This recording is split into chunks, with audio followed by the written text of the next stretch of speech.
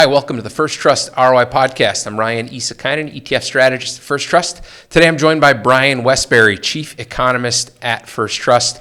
We are going to discuss the Fed and its independence. We're going to talk about the U.S. economy, maybe where the equity markets are headed between now and the end of the year. Thanks for joining us. Well, we're finishing up the summer here, heading into the fall. Yep.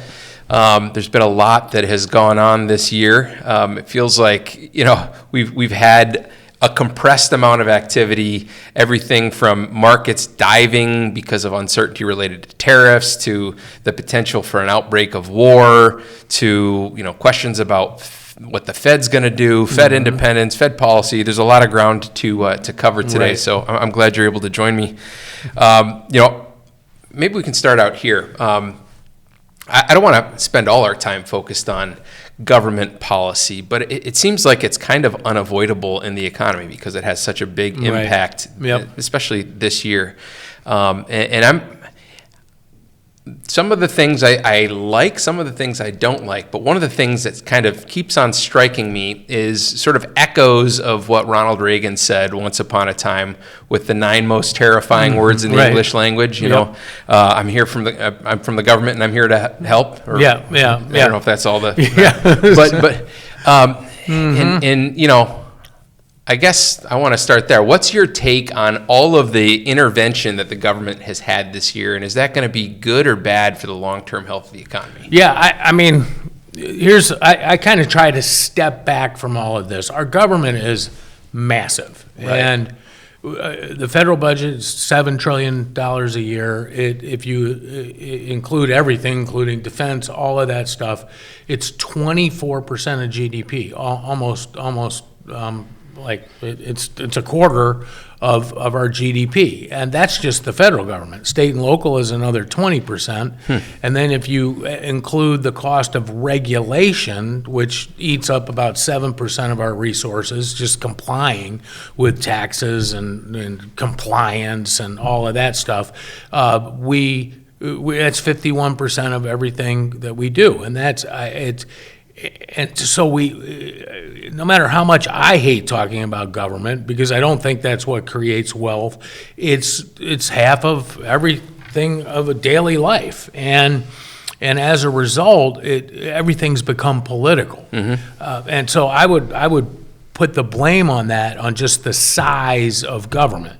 And then you get in a new election, a new president comes in that sort of wants to, at least on the surface, tear that down, kind of like Ronald Reagan. When Ronald Reagan beat Jimmy Carter and then now Trump beats Biden-Harris, it's sort of small government versus big government in the philosophy. But Trump is doing a lot of things that kind of sort of go against the grain of free markets, and that is, tariffs are a tax, and taking 10% of Intel, if you give them money, that too, 15% of the sales of any revenue that comes to NVIDIA from Chinese chip sales, things like that, and so people have gone sort of, I think, a little bit nuts about that, because I actually think some of those things are still, the jury's still out whether we're going to do those. I've heard that the Trump team is debating this 10% ownership. They fully realize that's not really a free market thing to do. But one of the things we have to realize is that at the same time they're doing that and people focus on it, and I just read a piece not long in the Wall Street Journal not long ago that this is the Chinaization of it's the state capitalism, and Trump's bringing it in. I'm like, this is forgetting history, because back in the 30s, we paid farmers not to grow stuff. In the 70s, we had wage and price controls, and we set different price increases that were for Chrysler versus Ford versus ag versus steel. Like we have played around with state capitalism for decades and decades and decades. And at the same time, Trump has done some of these things. What he's attempting to do is manufacturing, especially chips, back to the U.S. So that's a admirable goal. But and him getting involved in that is a little state capitalisty, China-isty. But on the other side, we've taken away regulations on light bulbs, stoves, ovens, dishwashers, gas mileage requirements have been watered down. We're not going to subsidize electric cars as much anymore. So it's really kind of fascinating because there's two sides to this. And I think if you put it all together, especially now that we've furloughed or laid off about 300,000 government workers, I'd say the net effect of Trump's policies isn't state capitalism. It's literally a smaller government. But we're going to have to get to this budget process this fall, September and October, before we find out what Congress does, because they're the ones that have to pass a budget and then fund the 13 separate agencies of the government. And if they're able to cut that spending, then we have a little bit of a repeat of Ronald Reagan, and that would be real positive. Are you hopeful that they'll come up with a budget? Because if I'm not mistaken, that hasn't happened for decades. 30 years, right? Maybe, yeah. I'm hopeful. You're an optimist naturally. I'm an optimist, right? But I've been an optimist a number of times. And, Republicans are in control. They're the ones that have complained about this the most. You would think that they would be able to pull it together and actually pass a true budget in what we call regular order, like the order of parliamentary order of the business of government. But man, they haven't. I think maybe they forgot how. I'm starting to think 30, 35 years without a true budget. Maybe they did forget how. But I would argue that the net effect of all of this. So we extended the tax cuts, which is a positive. But at the same time, I think we offset that by taxing through tariffs. Right. And so the net tax burden on Americans hasn't. Well, first of all, extending the tax cut is not a tax cut, at all. It's just keeping them the same. Right. And so that's a positive because now we know that that's permanent. That's the positive part, not a tax cut. And then we've raised tariffs, and I think we still haven't seen the negative effects of that. Canada is slowing down. Europe is slowing down. I'm certain China is slowing down, although it's hard to get data that you trust out of them, and I suspect that slowdown is going to show up here as well, and it really is coming from that tax hike, which is a tariff. So let's talk a little bit more about tariffs because I know there's been some legal challenges, and we're recording this on September 3rd, so who knows what happens in the courts, but I think most recently what I read was that some of those tariffs were ruled to be illegal, and now it might go to the Supreme Court or something like that. Right. But it makes me think, there's corporations that have already paid those tariffs. Oh yeah. So what happens? Yeah, Do they have Treasury have to send them a check back and refund that? I think one of the things that's unbelievable about President Trump is how twisted he makes people's brains. but what we're going to end up with is Democrats cheering a tax cut if tariffs are ruled illegal, and then actually cheering the fact that we're going to pay U.S. companies back money. Yeah, right. And so that to me is it's just what a topsy-turvy world. Yeah.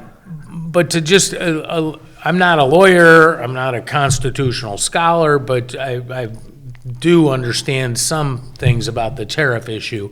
And one of them is that we need an emergency. And that's why early on it was fentanyl and immigration. And so he was especially going after Canada and Mexico. And those are emergencies. And so in a way, that's a declaration of war. You could, that's kind of the area of law that goes in. But then he just called the trade deficit emergency. So and the loss of jobs in America, and that's where the courts are going to have a really difficult time because the president isn't allowed to just change tax rates on his or her own. And that's why you really need a legal reason, and it's not clear that he has one.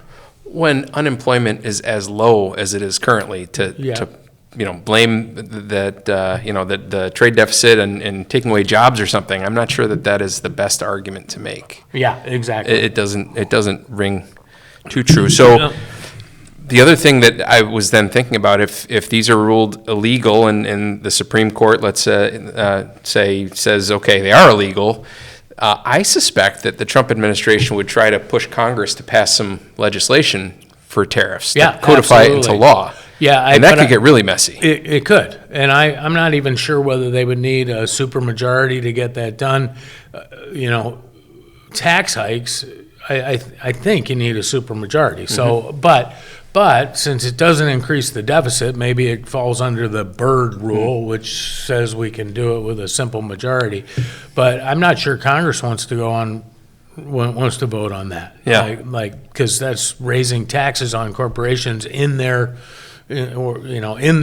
districts, and so I mean it's a question whether any of this would get done. Yeah. So obviously there is so much uncertainty because President Trump is pushing the limits of a lot of things, of executive power. Like how much power does the president really have? And the reason I think that we're here, I think that's important for us to think about, is because Congress, it's failed at its job. I mean, it hasn't balanced the budget. It hasn't passed a budget. Government spending just keeps going up and up and up and up and up, and Congress hasn't been able to stop that. And we could debate why. Do we need term limits? Do we need, or how do you put an end to it? But that's why Trump is doing this. And we've talked about this before, but just real quickly, the whole idea of Keynesianism is that you tax people with a high marginal propensity to save, and you give it to people with a high marginal propensity to consume, because Keynesians believe that demand consumption is what drives growth, not entrepreneurship and innovation and invention, but demand and people spending money. And it's worked. It hasn't worked to lift growth, but it has worked because consumption is way up and production is not up. And so we're importing more to support that consumption, that all this redistribution of money. I mean, think about COVID. We handed out almost $5 trillion for people to sit at home. So we weren't producing, but we were consuming. So no wonder the trade deficit. I mean, that's an extreme example, but we've been doing this in the U.S. for 40 years. And so if you're trying to fix it, one way to do it is tariffs, although I would argue that's not the best way. The best way is to cut tax rates, cut government spending, stop taxing people and handing it out to others to spend, and then cut regulation and let people actually produce here, because we make it really hard to produce in the United States with all the tort law and all the ways you can get regulated and fined and taxed if you produce. At least in the news cycle, there hasn't been much talk about the cutting of regulations. I think that's kind of, early on there was that, there was going to be big regulatory cuts, but I haven't seen a ton of news articles that talk about, how regulations have been cut. So do you think that is just something that's being overlooked? Yeah, or? It's being totally overlooked. It's Okay. it's way more. I think news is turned into big time clickbait, and it's also turned into politically driven. So you don't want to highlight deregulation. I mean, I'm sure there are people out there that are highlighting it, but it's not as exciting to write about deregulation as it is to write about the war in Ukraine or Israel or tariffs and a fight with China and NVIDIA and owning 10% of this. Yeah. So that's where we see the news. There is a lot of deregulation going on. I mentioned a couple of them, and there's a line, but we're not subsidizing electric vehicles soon. That'll run out. We lowered gas mileage, the cafe rules, requirements.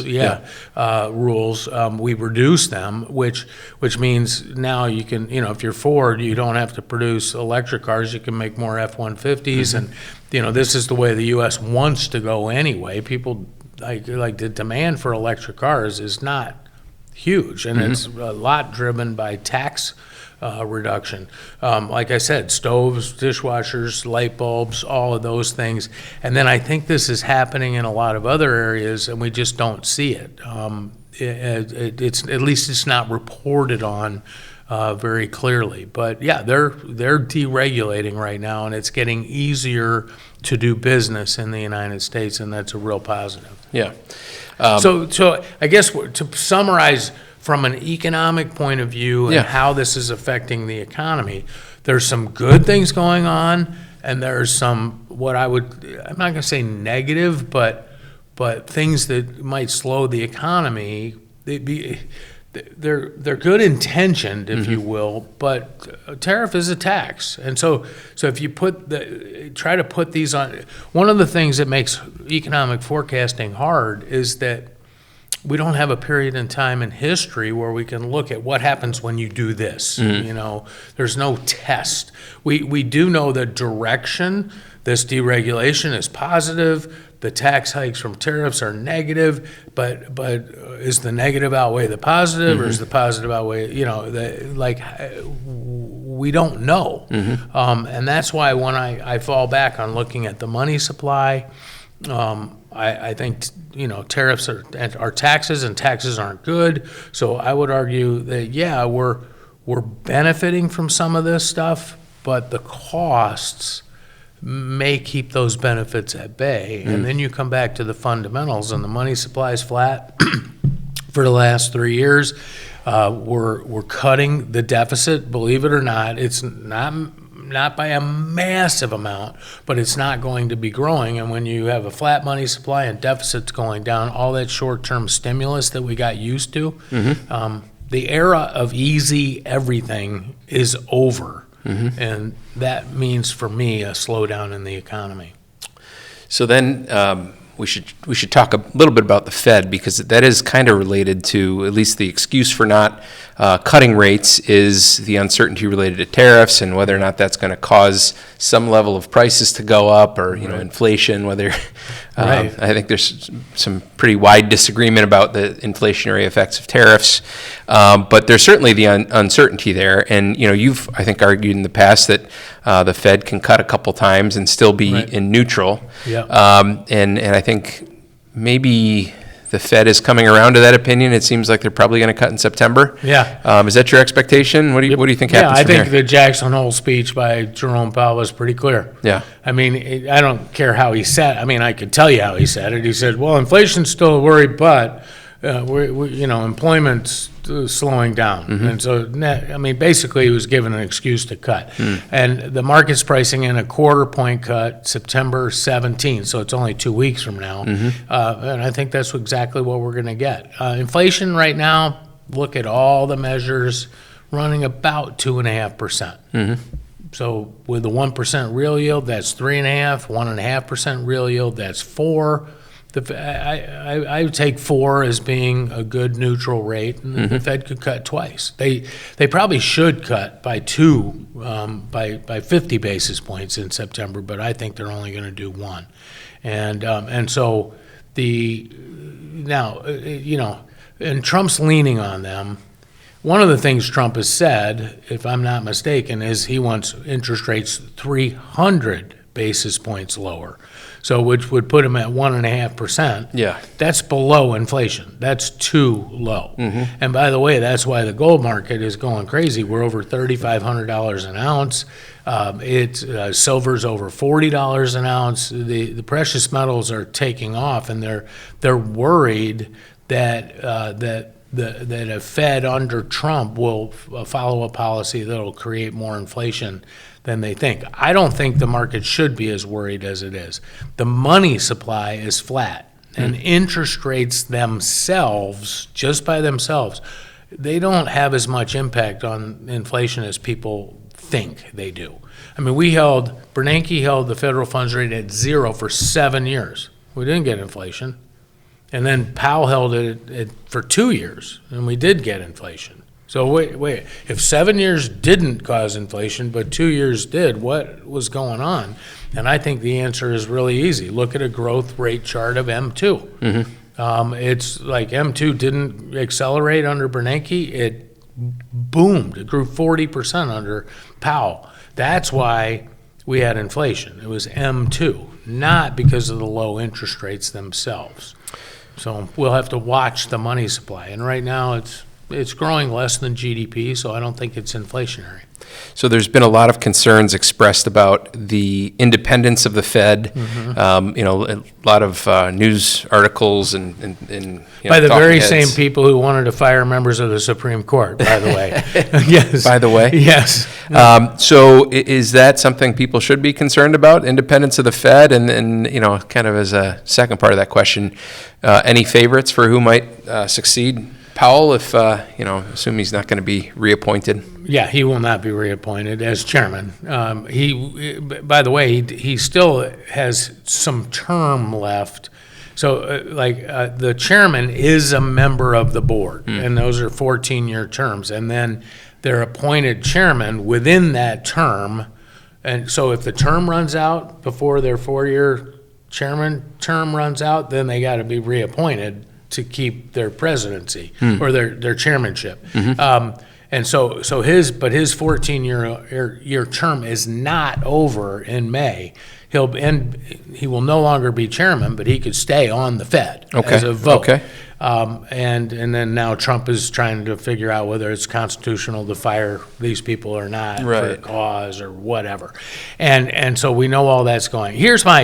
The Fed should be independent, but it's not. It's never been really truly independent, but especially in 2008, that when the Fed started quantitative easing, that was they tied themselves at the hip to politicians, because what they did is they bought quantitative easing means I print money to buy government bonds. So they funded the government during TARP and President Obama's shovel-ready project programs. They funded all the bonds that were used to pay for COVID and that's what quantitative easing was. So the Fed is the one that I think they violated the independence from that side. They should have never been financing government's borrowing and spending, and they made it a lot easier for the government to borrow and spend. And I don't think that it wasn't a war. I think we overreacted. The Fed overreacted. And if you're going to fight a war, you ought to borrow the money. That's what we used to do. England, before the Revolutionary War, England had defeated France, defeated Spain, sun never set on the English Empire, all that stuff. And every year their interest on their debt was 50% of all the tax revenues that they collected. And the way they got in that much debt is they borrowed all the money. So they didn't have a central bank back then to do quantitative easing. And so they had to work their way out of it. They taxed their colonies, they put tariffs in, they did all kinds of things to get out of that debt. But that's the way we should have financed COVID. If you want to pay people to stay at home, you ought to ask the bond market to pay for it. And not have the Fed pay for it. So I think the Fed violated independence by doing quantitative easing in the first place. That's number one. Number two, the Federal Reserve, it became highly political because it got involved in climate change, community activism, environmentalism, DEI. The Fed is one of the most progressive institutions in government, and I know this for a fact. The institution itself is not independent. It's very political. And therefore, Trump attacking it, if you will, by going after Cook or Powell, he wants lower interest rates. That makes him, he's a developer. Do you know a developer who doesn't want low interest rates? Right. And so I get all of that. But the Fed is the one that overstepped bounds. And it's not talked about enough, and it should be talked about. And I'm willing to talk about it because I don't want to be on the Fed. And so I have no desire to be on the Fed. But most economists I know want to be on the Fed. And but they're the ones that violated this independence, not Trump. And having said that, I believe in an independent Fed. And I think the president's, not with Lisa Cook, if she lied on her mortgage applications, I think that is a fireable offense. Although we did have a Treasury Secretary who didn't pay his taxes, and still got through confirmation. So I mean, maybe our standards have fallen in America, but he is not trying to threaten their independence, in my opinion, because they don't have any left. They've already given up their independence.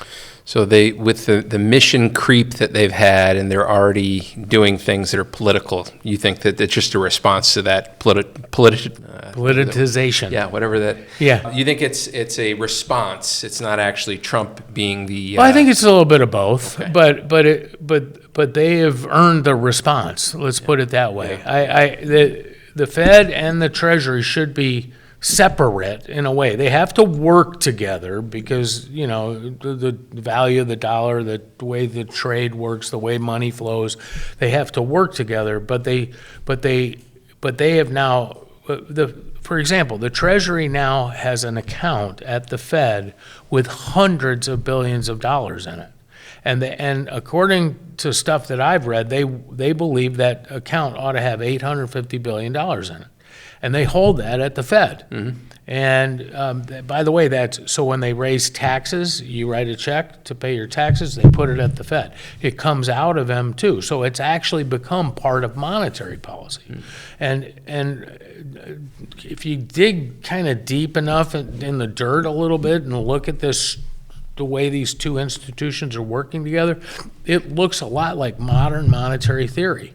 And this is why gold and silver are going nuts right now, because they're scared to death that we're going to use the Treasury and the Fed to finance spending that we shouldn't be. And I mean, that's the way I read this, that we'll end up with more inflation. And it's all I'm saying about Fed independence is that they gave it up just as much as politicians tried to take it. And that's what happened. When my biggest concern about our world going forward is just the sheer size of our government. Because what happens when government gets so big, it not only is it involved in every walk of life, everything you do, you can't turn around without having government involved in some way.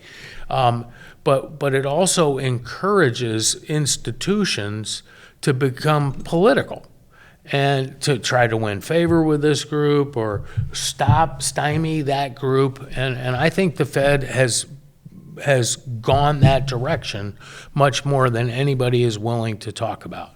I also am completely against what the Fed has done with quantitative easing. That we're paying private banks right now, private banks, $200 billion a year to hold the reserves that the Federal Reserve created to buy the government debt. But we just do it a roundabout way. The banks hold the reserves, the cash. The Fed owns the bonds, and we pay the banks so that the Fed can own the bonds. And the net result of all this is government spending went through the roof. And if the Fed had not have done that, the markets would have revolted a long time ago. And the end result of this, for our sake, for what really matters to us here, is that the Fed's about to cut. We know this. Well, guess what? The 10-year Treasury yield has gone up since we found out that the Fed was going to cut.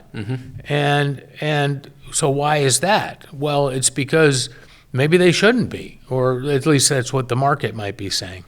And the reason that's important to me is the 10-year yield is what goes in our stock market model. And if you put a 4.25 10-year yield in with current earnings, we're overvalued by a significant amount, like somewhere around 40%.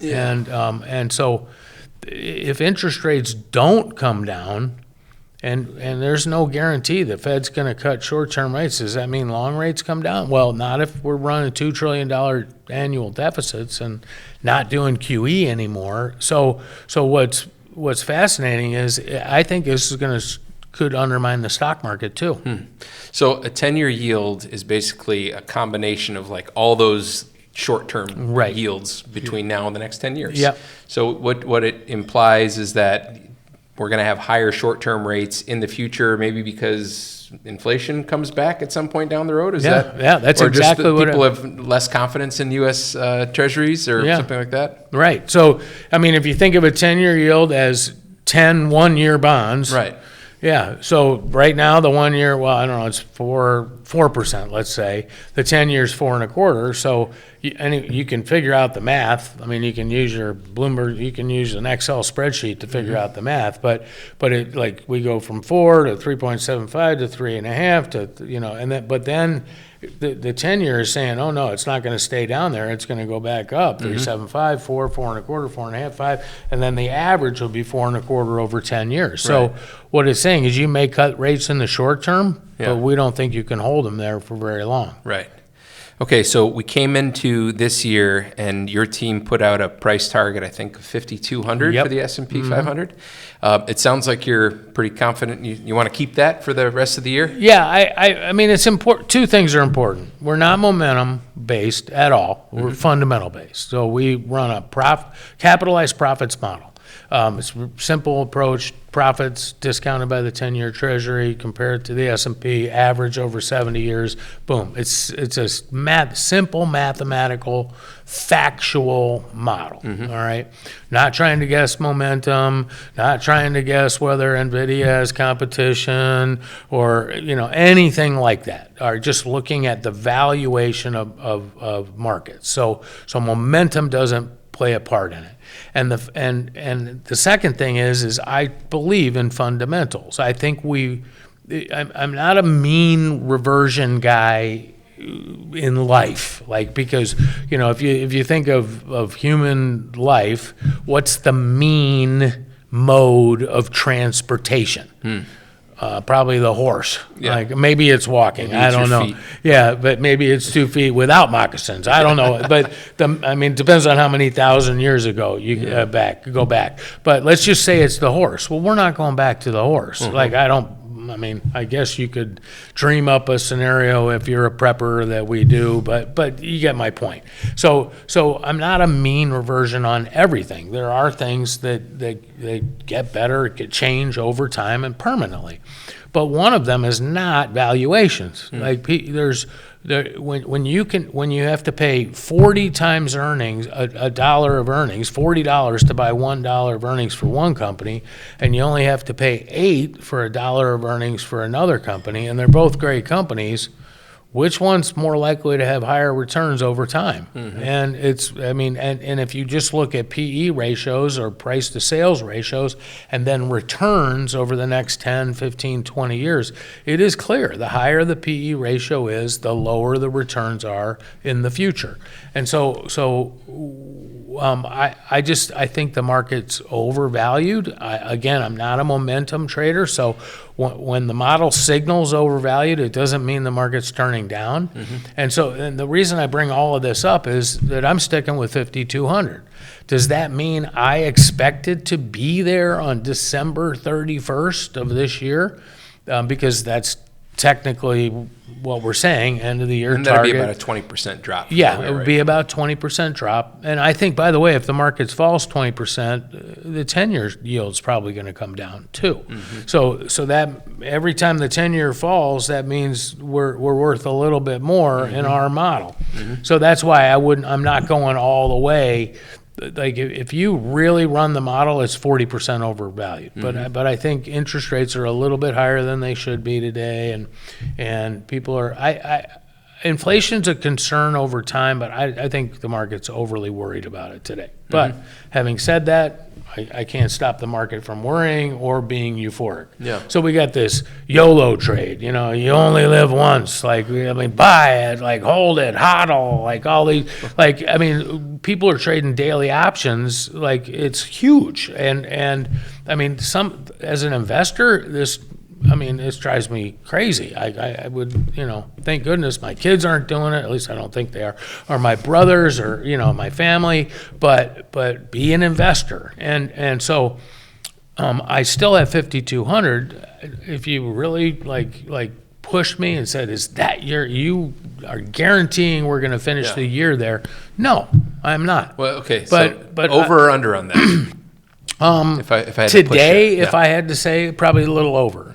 But that's only because I'm looking at people just buying no matter and there's what not happens. that much time between now. Yeah, and it's only 3 months. Yeah. But I think we're going to hit 5,200. We already did it once this year. Did, I yeah, know. And so do I think we're going to do it again? Yeah. Yeah. And we might even go a little bit lower. But in the next 3 months, do we hit it? Probably not. Yeah. But having said all of that, there's still sectors and industries and companies in the S&P 500, in the market as a whole, that are cheap relative to these Mag 10 or 7 or whatever they are. Right. The top 10 stocks make up last I looked, 39.5% of the S&P 500.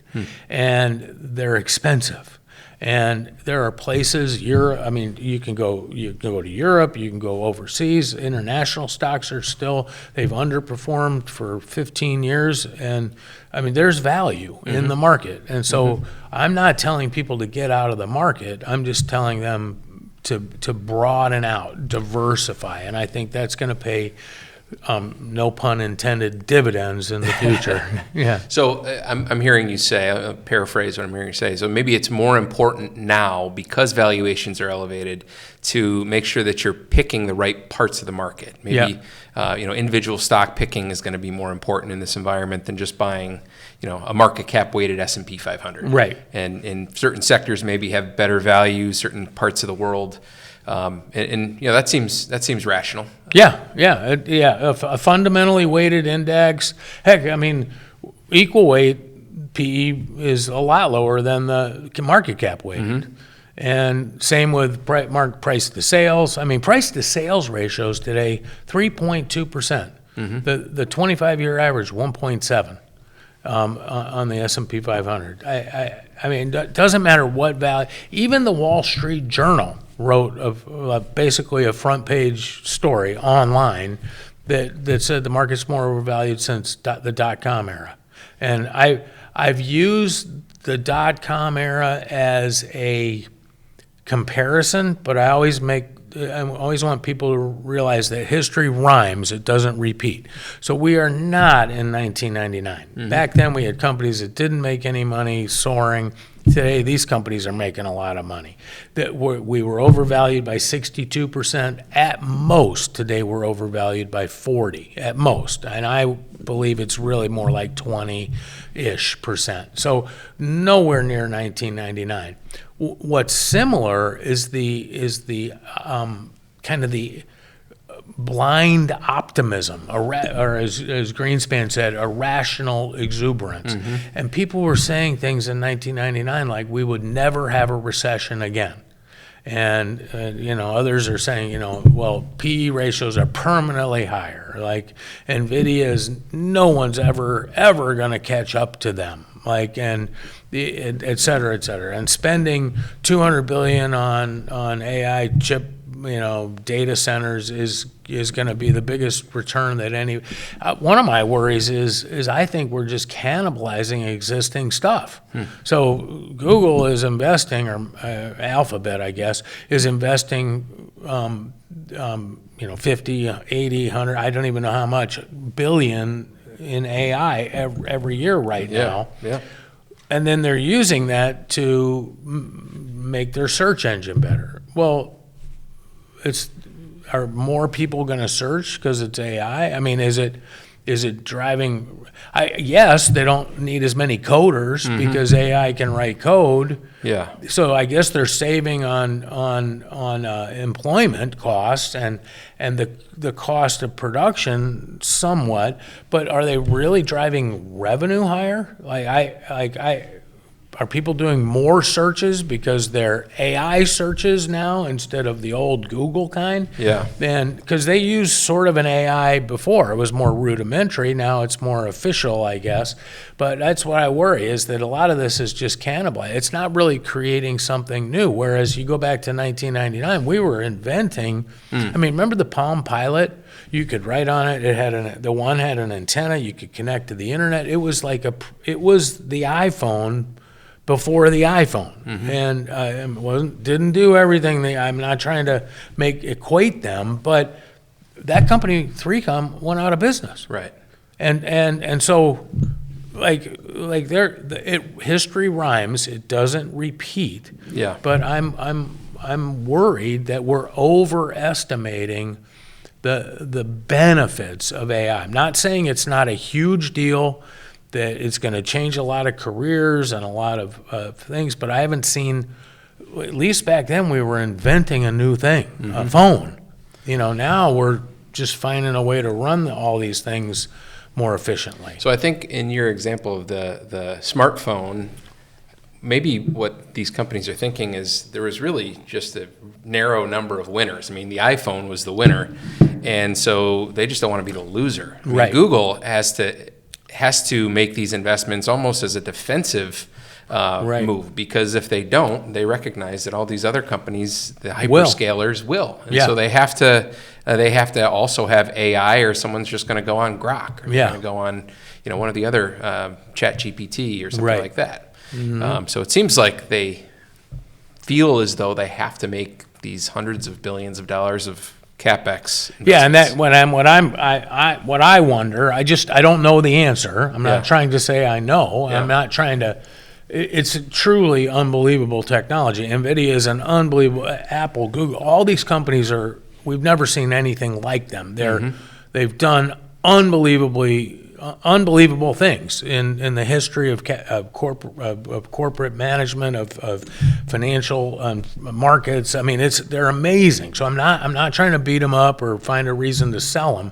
I'm from an economist point of view, is this actually going to raise productivity and profits in the long run? And what I wonder sometimes is, are they just cannibalizing their own business? And let me use a quick example. So back in the late 90s, again, history rhymes, it doesn't repeat.